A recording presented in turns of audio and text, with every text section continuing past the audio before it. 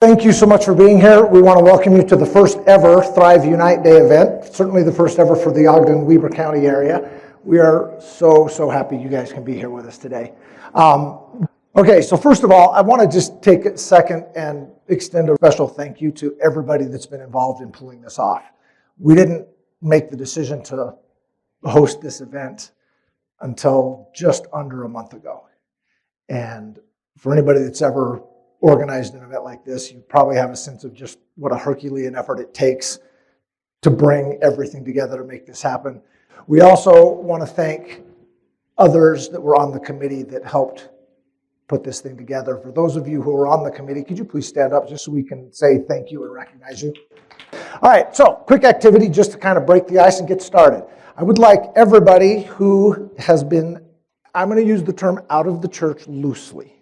Those of you who started your faith crisis officially over 20 years ago, stand up. Go ahead and stand up. Thank you for being here. All right. Those who have started their faith journey less than 5 years ago, stand up. Just go ahead and stay standing. Go ahead and stay standing. All right. How about less than 2 years ago? A few others. Okay. 1 year? All right. Now go ahead and sit down, because I want to be able to see these people. How many of you started your faith transition or your journey on whatever you want to call it less than 1 year ago? Raise your hands. 6 months. 3 months. Wow. So this is really fresh and raw. We feel for you. Know that you're not alone.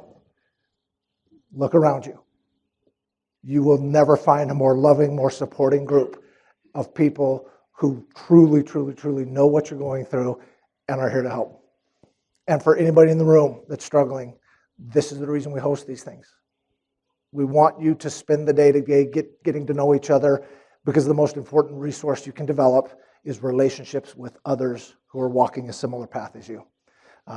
Having been out a little over 4 years, I can tell you it's the most important thing you'll do. Okay, let's go ahead and get started. Folks, I am so excited about this first presenter. Gabby is a psychotherapist. She is the owner of a private practice group that specializes in relationship trauma. Now, of course, none of us have ever experienced that kind of thing, especially those of us who are in mixed faith relationships. Gabby's got over 25 years of experience, and she has very graciously offered to come and share some of the wisdom that she's developed over those years. And she's going to talk to us a little bit about finding emotional stability after a faith crisis. And assuming we have a little bit of time afterwards, Gabby's also agreed to take a few questions for us. So without any further delay, Gabby Acord, welcome. We're certainly happy to have you here.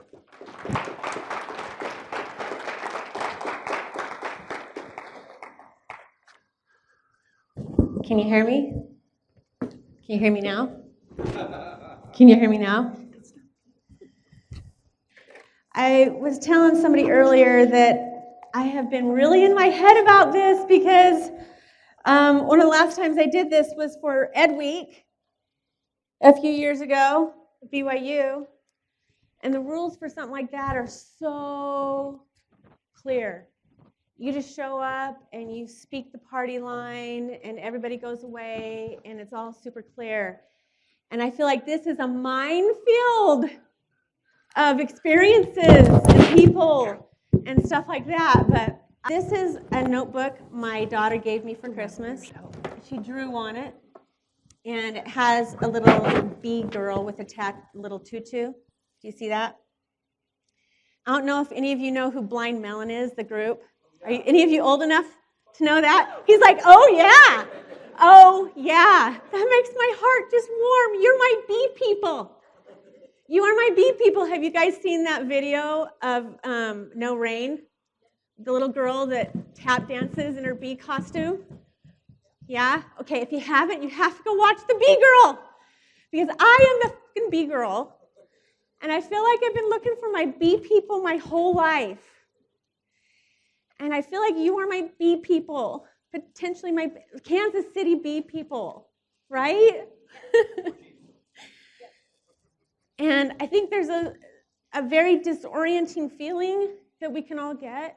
We all have a very similar experience having been in the church. We all know how to speak very similar language. We've all know very similar rules of engagement.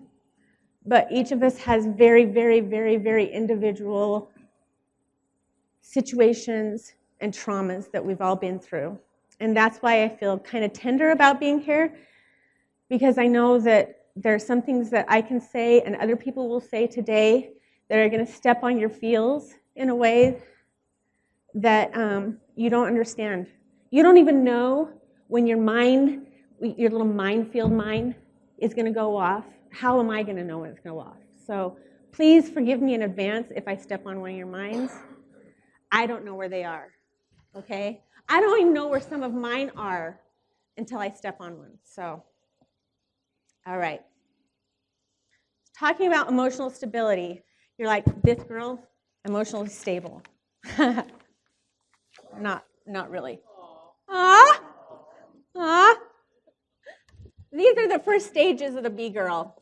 So this is me in my kindergarten picture.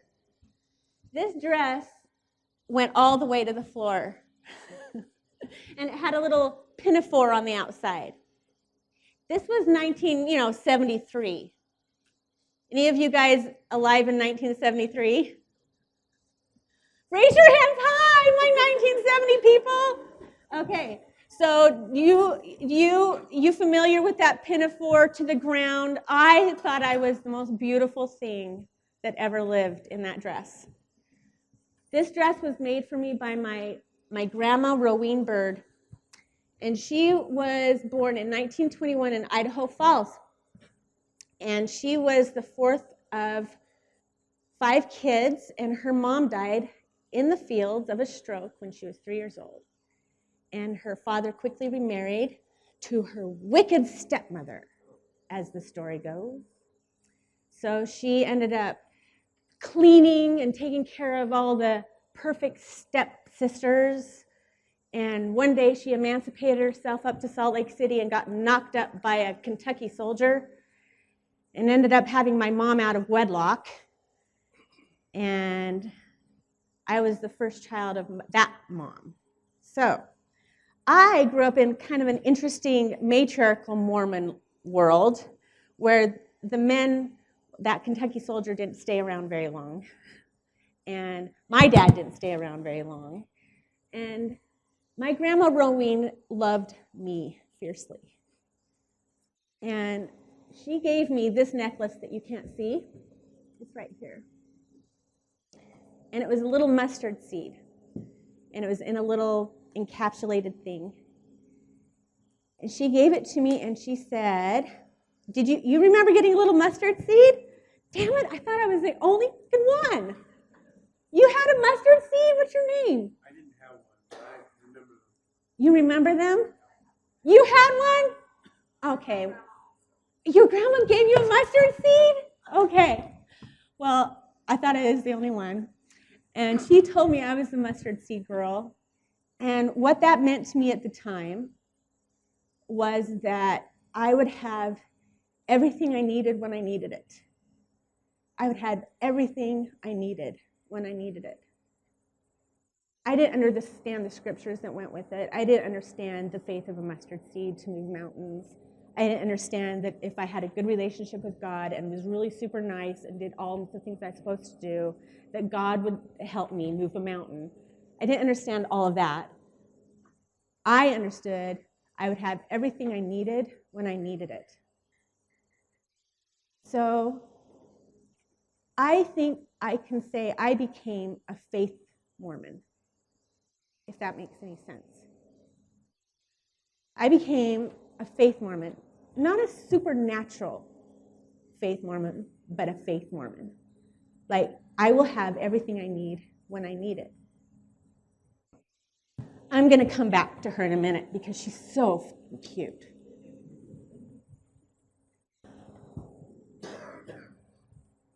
Part of being in a fundamental group like we all have been, we have 2 experiences, significant experience of trauma going on. One is being part of a fundamental group. That's a traumatic experience in and of itself. So people who are still in the church are suffering PTSD as we speak. They just don't know it. Maybe they do know it. I don't know. There's a lot of mental health issues with people who are still active in the church. You guys all know it, right? Right. So just being in the church is in and of itself a traumatic experience. And the other one is leaving the church is a traumatic experience. So everyone in this room has had those two PTSD experiences. And when we talk about trauma, we talk about things that we adapt to and ways our brains adapt to our experiences. The reason I brought up that little girl is she adapted at an early age to think that she would have what she needed when she needed it. That was a really positive adaptation, wasn't it? But think of her at an early age also being told, no one likes a frowny face. Change it to a smile. Make the world a better place by smiling all the while. Book of Mormon musical, you guys know? What's that song? What's that song? Turn it off. The light bulb, click. It's a nice little Mormon trick. Woo! We do it all the time. There's a whole musical about Mormons, and one of the biggest songs is about how Mormons turn it off, click, like a light bulb, right? So when we talk about emotional stability, the first thing we need to talk about is emotional ability, right? Two of the things that we really struggle with, we struggle with 1,000, but we only have so much time. Two of the things we really struggle with as recovering Mormons are a completely narrow, colorless version of emotional expression. We have a really, really dull palette, maybe red, yellow, and blue, right? We have a very, very, very dull emotional palette. We don't even know we're feeling it, right? We don't even know we're feeling it. We have to push that down.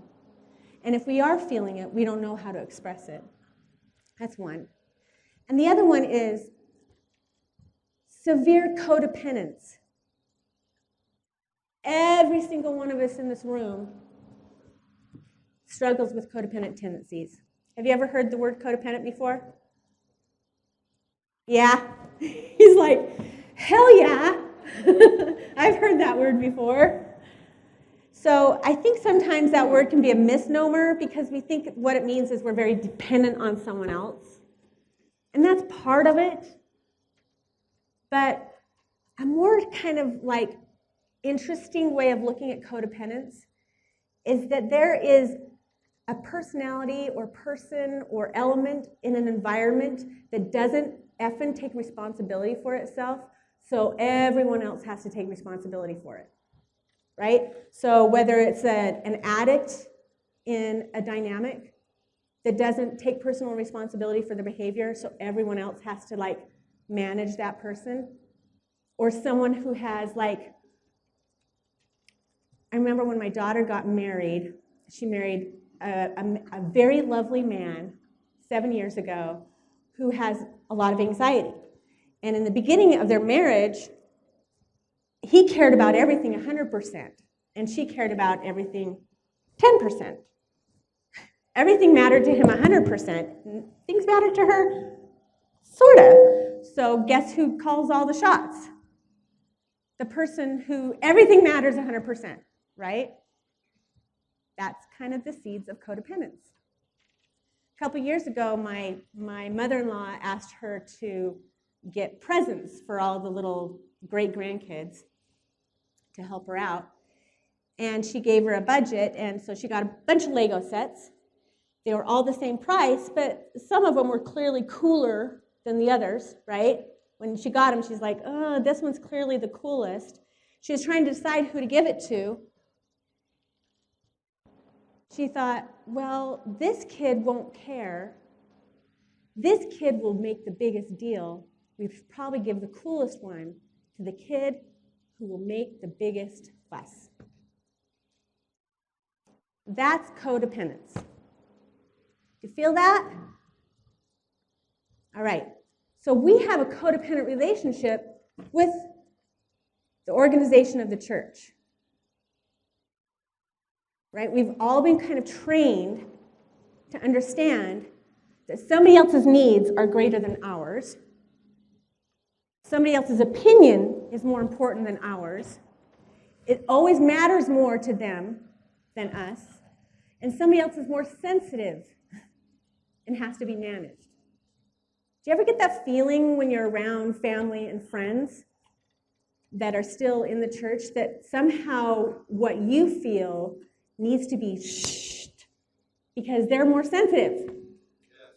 Yes, snap. He's snapping. Oh, I love the snap. That's my beat people there. The snap. Yeah, okay, yeah. They have to be managed. And we're kind of like, well, I guess because we're the easygoing kid, we get the shitty Lego set. Doesn't it feel like that sometimes? That's codependency. So when I'm talking about emotional stability, the things that I see in my office, the people that are struggling with emotional stability are looking for a lot of things. But these three things we're going to talk about next. The first thing, people talk about their shelves breaking, you know, and I relate with shelf breaking. But I had an experience. I'll give you a little mini, hopefully quick and satisfying history of my Mormon, whatever. I grew up mostly with a single mom. I'm the oldest of 9 kids out in Taylorsville, Utah. I guess my dad, who grew up on a dairy farm, thought he was raising us on a dairy farm. He wasn't. He was raising us with one bathroom in Taylorsville, Utah. So anyway, oldest of 9 kids, out in Taylorsville, Utah. Dangerous, dangerous upbringing. But we had the gospel in our home. I went on a mission because I was very adventurous and I wanted to learn other languages, so I ended up going to Germany when the wall came down, and that was an amazing experience. I had a couple months on my mission where I was having nightmares about Joseph Smith being, the word I used at the time was a charlatan. I don't know if I was reading romantic novels or what, but I would wake up and I'm afraid Joseph Smith is a charlatan. But anyway, there was nothing for me to read at the time. Yes, oh, vapors, right? Clutching my pearls. But there was nothing to read at the time to confirm or deny my fears in the middle of the night, so I just kind of pressed forward. Actually, at the time, my little Austrian companion and I did this little fasting and prayer thing, because she was also having the same kind of like, this is kind of bullshit, right? So we fasted and prayed about it and went on with our lives. I got home and married my high school sweetheart, who had been dating sexless for 6 years. Sorry, hon. It was all for nothing. What were you thinking? 6 lost years. I'm so sorry. Anyways, nobody believed it. But I dragged his cute little ass into the church. He was not active. And we ended up going on missions about the same time. We got home, got married in the Temple of the Salt Lake.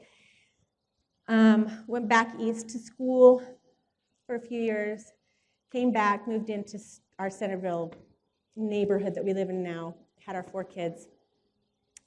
And we've been there for 22 years, and we're still there. And I don't know if you guys know what Centerville, Utah is like. Our backdoor neighbor is Bishop Edgley. Right there. We fly our little pride flag all by ourselves. We're alone there. Yeah, so that's my little mini Mormon story. The way it all fell apart, that's for another day. But one of the first things you feel when my feeling was I was like one of those little pirates at the top of a ballast, and there's a storm. I'm on old ship Zion, right? And I'm at the top of this ballast, and there's people going overboard. I'm a therapist, so I'm like throwing them little life, preservers. Good luck, good luck. Good luck with that horrible situation that you're in, right? And another big, huge wave comes, and I almost lose my grip. And another big, huge wave comes, and I almost lose my grip. And another big, huge wave comes, and I am just thrown, and then I'm just flying. Just spinning. Just no purchase, nothing to hold on to, nothing to grab onto, no sense of direction, just complete vertigo. That was my sense. And I feel like one of the first things we need to feel is some grounding. Like what is real, what makes sense, what's down and what's up. Where are the walls? We need physical grounding, which Holly's going to help us with in a second. We need intellectual grounding, which is, I think, where we spend a lot of our time. We start reading and listening to podcasts and, doing a lot of that intellectual grounding to try to figure out, what is actually true, what is actually real. And emotional grounding, we need to get seen and heard. And that is just not the easiest thing to do. Some of you have spouses who can see and hear you imperfectly. Some of you have family members who can see and hear you, maybe not. Some of you might have a friend or a neighbor who can see and hear you, maybe not. But do you see, it's a very hard thing to find someone.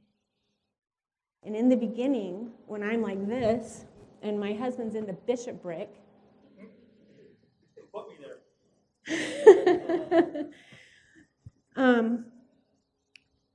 I felt like I could say one word, something like shitty. After the 2015, situation.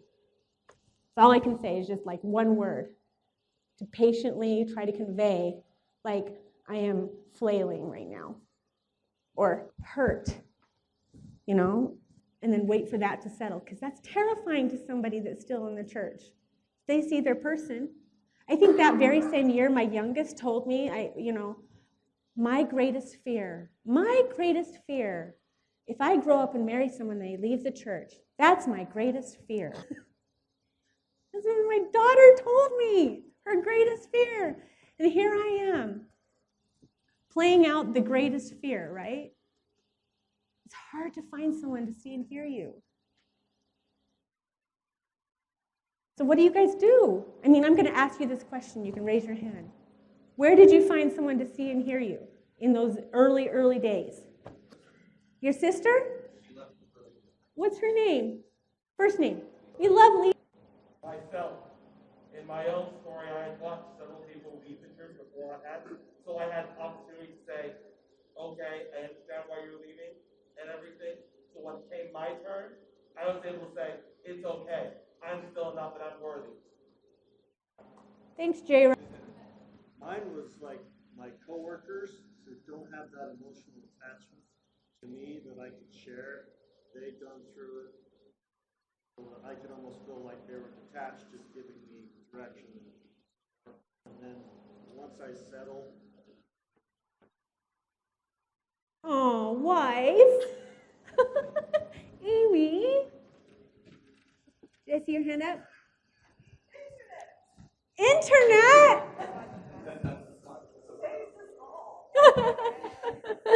Like where?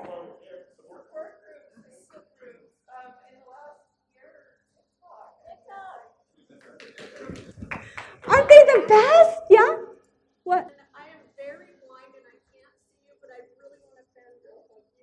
Oh, okay, virtual fangirl hug of, yay! Like I might cry if I meet her. She might cry if she meets you. She's the reason I'm here today because I felt like for the first time there was a woman that I didn't want to listen to men anymore because I was so like over the male dominance and it was a woman who wasn't like taxing in church, but I felt like I connected with. Thank you. It's grounding, isn't it? Because you feel insane. And it's part of the whole dynamic of large group. Okay, I have a book here. One of my favorite books in the world. If you want to read it, it's called Elephant in the Brain. Oh, this is super ambitious. I don't have glasses. We got a shout out, we Mormons, in Elephant in the Brain on their chapter on religion. We've got our own little special little place. It says, the craziness of religious beliefs can function as a barometer of how strong the community is, how tightly it's able to circle around its sacred center, how strongly it rewards members for showing loyalty by suppressing good taste and common sense. The particular strangeness of Mormon beliefs, for example, testifies to the exceptional strength of the Mormon moral community. To maintain such stigmatizing beliefs in the modern era, in the face of science, the news media, and the internet, is quite the feat of solidarity. Just a regular old book.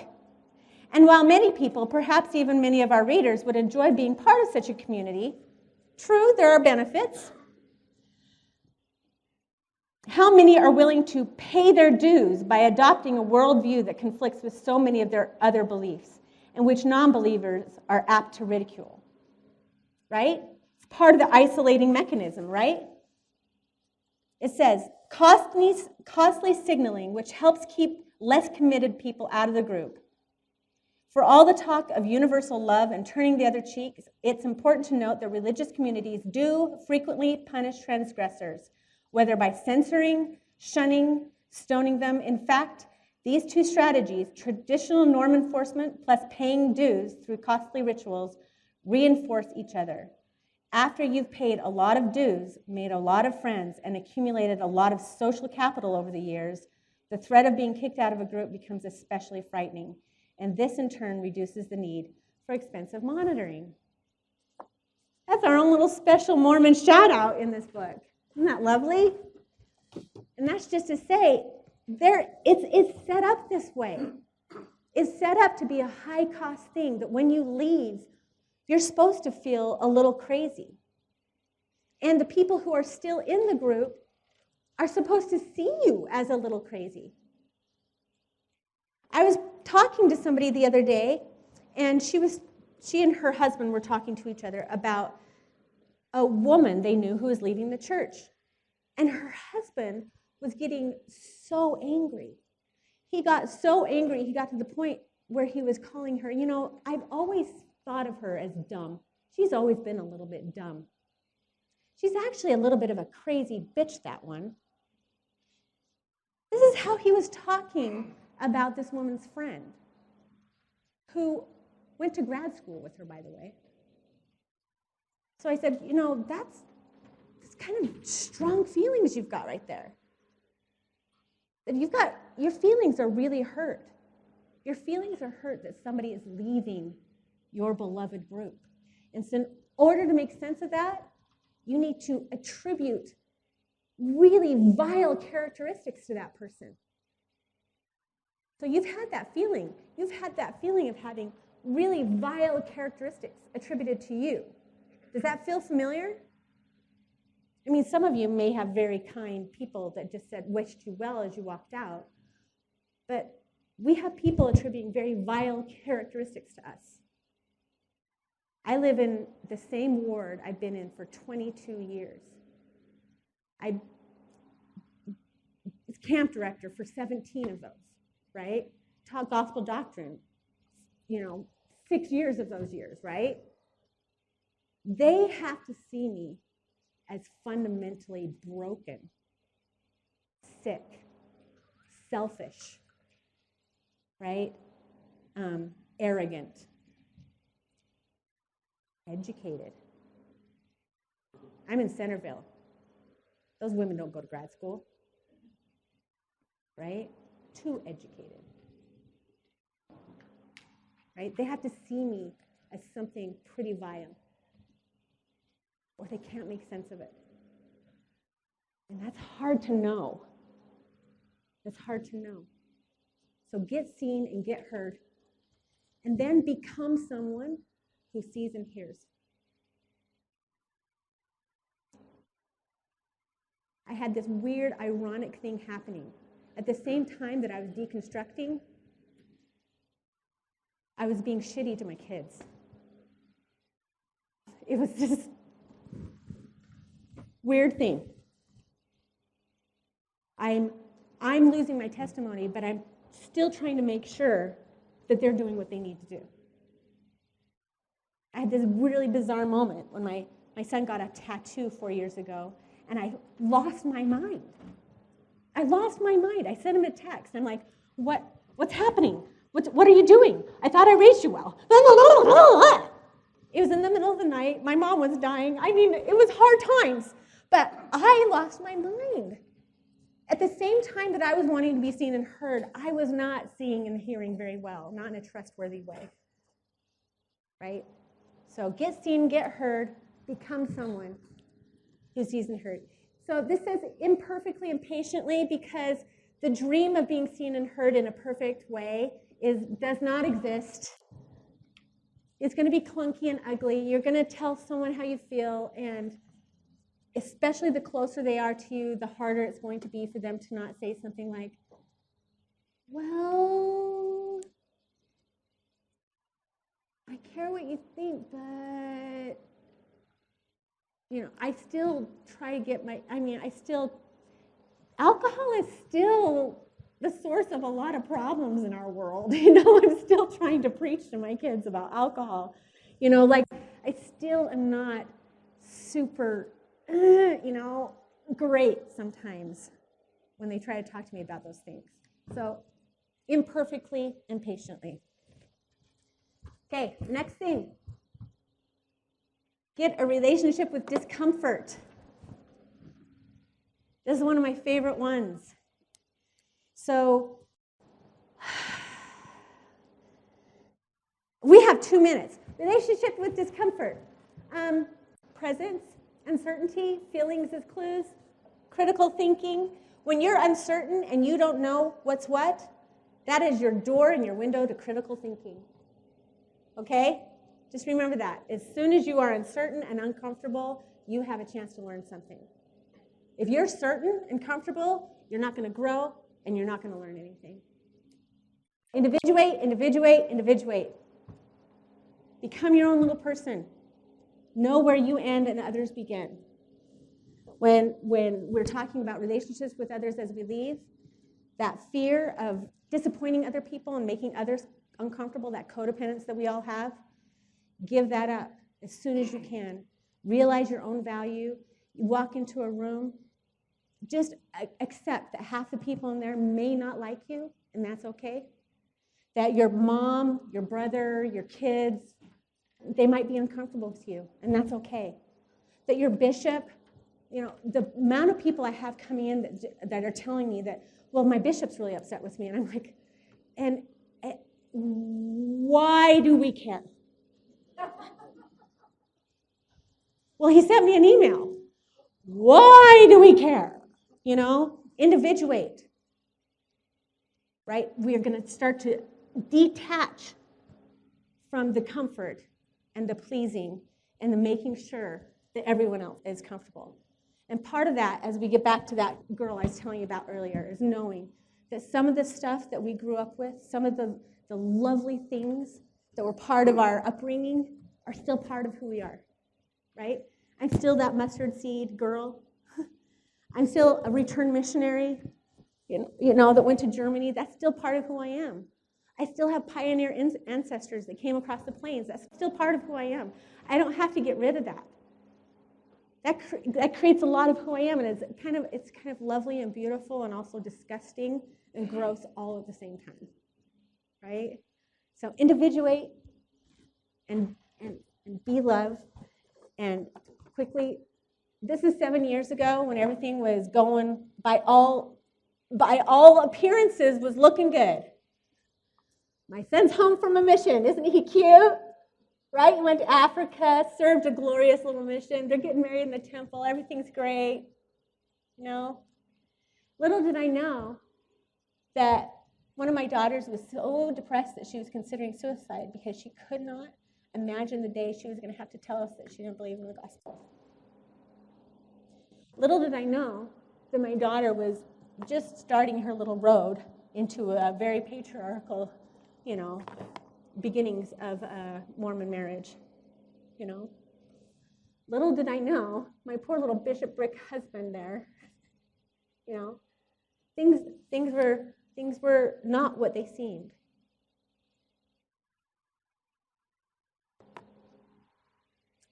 This is these cute people today. They've all found their own little ways. Those two have found their way out of patriarchy in their cute little marriage. Woo! With some counseling through Symmetry Solutions, by the way, just so you know. It was awesome. She's up at the U studying some actual science. So I just want you to know that their emotional ability, get seen, get heard, individuate, and get comfortable with discomfort. Thanks for your time.